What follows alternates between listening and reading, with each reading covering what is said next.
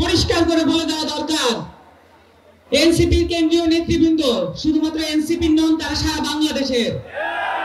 কারণ তারা জুলাই অভ্যুত্থানের নায়কেরা।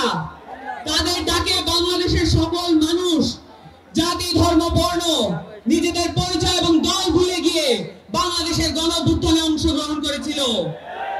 এইরকম গণ অভ্যুত্থান সাউথ এশিয়ার কখনো দেখা যায় নাই। সুপ্রিয় যশোরবাসী, আজকে এই শুক্রবারে জুম্মার পরে এই জমায়েত মুসলমানদেরকে মনে করিয়ে দেয় যে আমাদেরকে সব সময় সংগ্রামী থাকতে হবে। প্রত্যেকটা জুম্মার দিন সংগ্রামের দিন, প্রত্যেকটা জুম্মার দিন আমাদেরকে মনে করিয়ে দেওয়ার দিন যে ইন্ধন দেয় ইতিহাস, যশোরের ইতিহাস, এই সংগ্রামী মাটি আমাদেরকে মনে করিয়ে দেয় যে আমরা ব্রিটিশ বিরোধী আন্দোলন থেকে সংগ্রাম করে আসছি এই দেশটাকে ঠিক করার জন্য, এই ভূখণ্ডটাকে ঠিক করার জন্য, কিন্তু আমরা সেটা পাইরে উঠি নাই। এখন একটা ঐতিহাসিক সময় এসে উপস্থিত হয়েছে। আপনারা জানেন 1971 সালে এই যশোরে এসে অ্যালেন গিন্সবার্গ লিখে গিয়েছিলেন সেপ্টেম্বর অন যশোর রোড, কিন্তু জুলাই অন যশোর রোড লেখা বাকি আছে।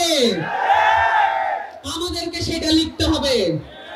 এই বাংলার মাটিতে এমন কবি সাহিত্যিক গড়ে ওঠা দরকার যেখানে আমরা এই ধরনের কবিতা আমরা জুলাইকে নিয়েও দেখতে পাবো।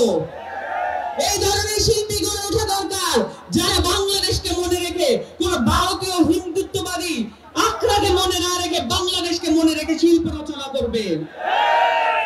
সুপ্রিয় যশোরবাসী, আমাদের সামনে অনেকগুলো উদাহরণ আছে।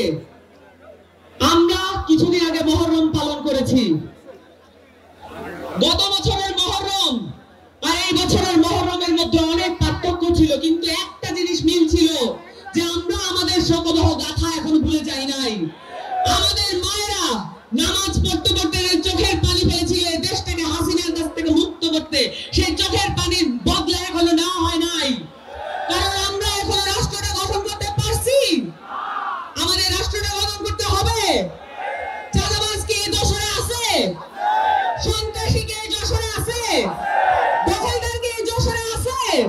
প্রত্যেকটা জেলায় জেলায় সন্ত্রাসী দখলদারিত্ব আছে। এগুলোকে দেশ থেকে বিদায় করার আগ পর্যন্ত, এই কাঠামো দেশ থেকে বিদায় করার আগ পর্যন্ত আমাদের কাঠামো পরিবর্তন শেষ হবে না।